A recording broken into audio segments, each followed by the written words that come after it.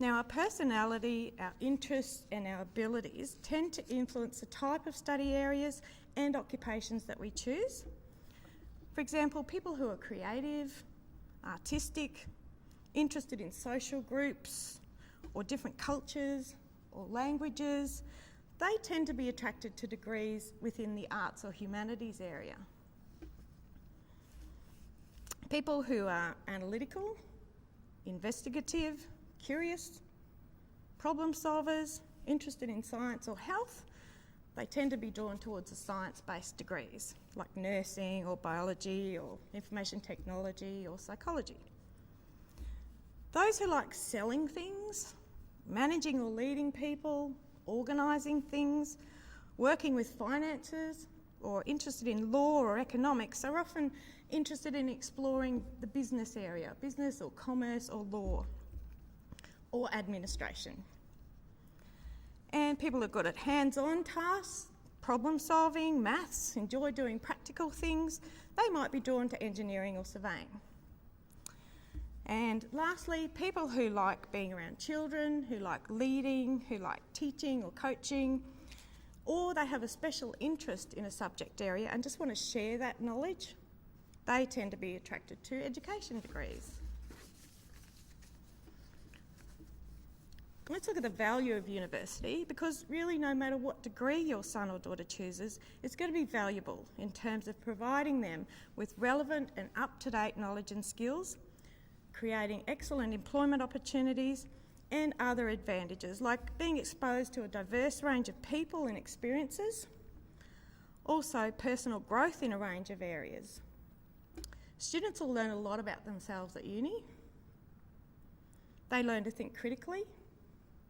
They learn how to communicate and interact as a professional.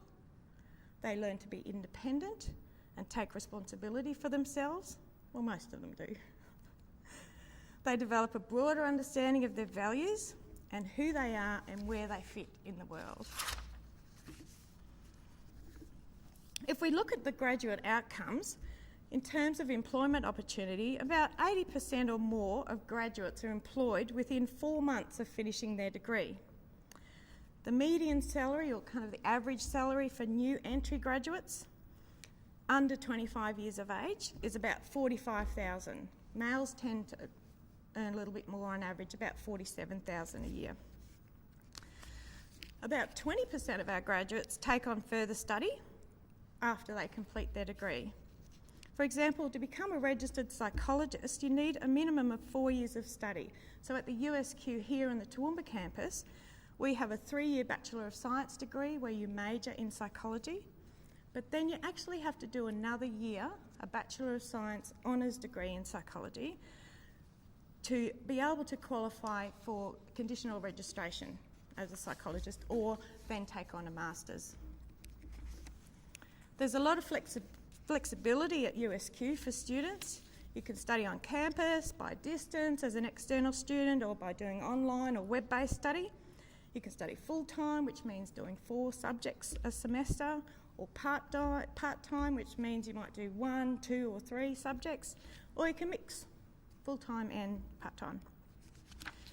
You can also take some subjects from another university as a cross-institutional student if the USQ doesn't offer some courses that you'd like to do. We've also got a study abroad or exchange program where you can go overseas for a period of time. You can do combined degrees, which means that you can sort of do a degree in arts plus a degree in business. You can change your degree program if you decide that it's really not the area that you thought it was going to be and you prefer something different. It's good to do this early in the piece, hopefully within the first 12 months if you can, so that you can take the subjects you've done across to the new degree if that degree has that flexibility, and most of them do.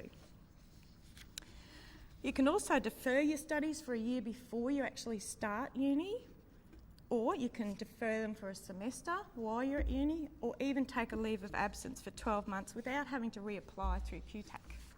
So it's really flexible.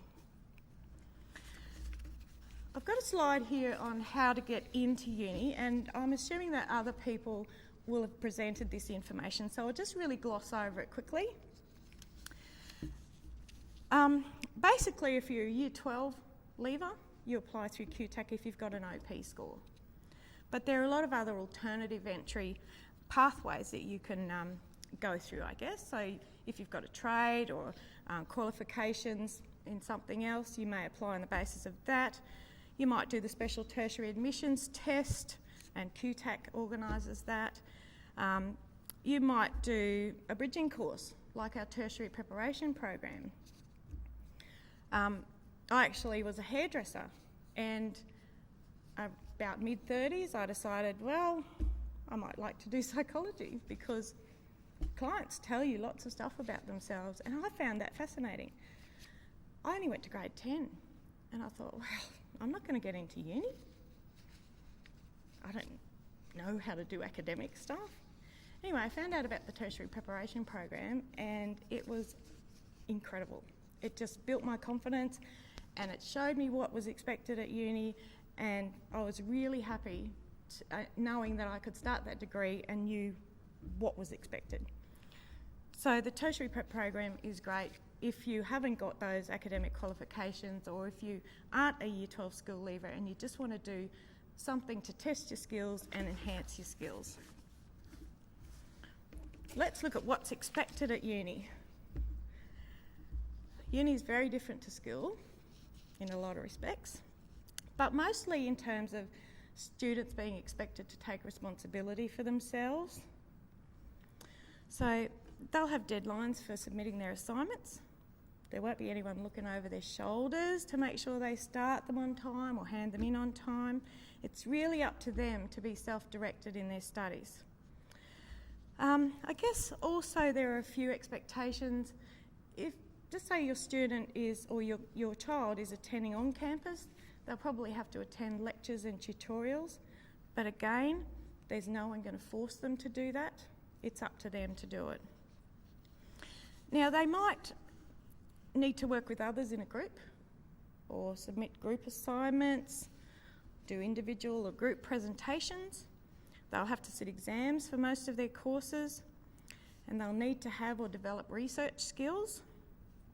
They'll need to know how to use the library to find information to do their assignments. And there's also a really strong emphasis on referencing. This is really important for students to learn quickly if they don't actually know how to reference properly now. Referencing basically means acknowledging who you got the information from. Taking ideas or information from someone else, or from things that you read, and not acknowledging that, that's called plagiarism, and it's not looked on very favourably. So try and encourage your student to learn that as soon as they can, so that they don't get fail grades for their assignments. I mentioned earlier that it's important for students to take responsibility for themselves, so that's also in terms of making up a study plan and a timetable, starting their exam prep, preferably in the first week that they start their studies, because then that gives them the whole semester to make sure they've got a knowledge and understanding of the topic and feel confident, because we see a lot of students who get very, very stressed before exams. A lot of that can be that they haven't prepared well.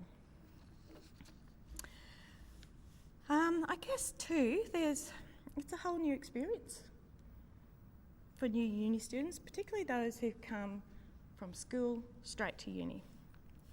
They have a wonderful time making friends and socialising, and for many students it's the first time they've been away from home, living independently, and also they may be of legal drinking age when they first start uni. So they could be really attracted to going out, socialising, drinking alcohol, and for some it could be to the detriment of their progress through their university degree. But there are lots of supports at USQ. We understand that it's going to be new and different, and there's likely to be a lot of issues surrounding adjusting to uni. So we strongly encourage students to seek help when they need it.